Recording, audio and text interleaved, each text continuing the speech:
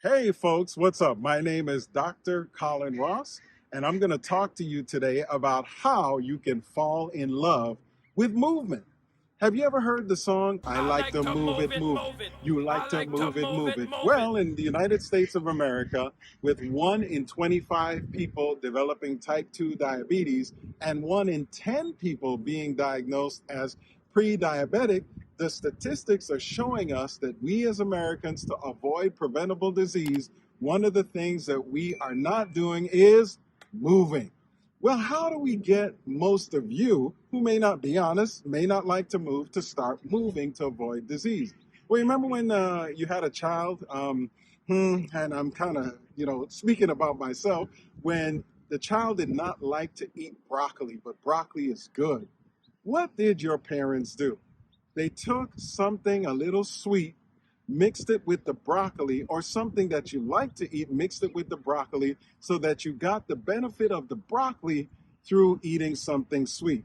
When it comes to moving and why we don't like to move, what is the sweetness that we could add to your mental framework so that you can fall in love with movement? Well, that sweetness is called music. That's right, it's called music. Here's what you do. You take 3 songs, and I'll tell you why you take 3 songs. Because this doctor and every other doctor you'll talk to says that for you to get the benefit, the health benefit from movement, you at least need to move 3 times a week for a minimum of 15 to 20 minutes. Now, if you're going to just take your watch and start to do some activity and time yourself for 15 to 20 minutes, you'll end up bored. Here's where the 3 songs come in. You get 3 songs that you absolutely love. And whatever activity you decide to do 3 times a week for 15 to 20 minutes, whether it's walking, biking, skateboarding, or swimming, guess what? You will do those 3 activities to the 3 songs so that you can move. But there's a way that you move.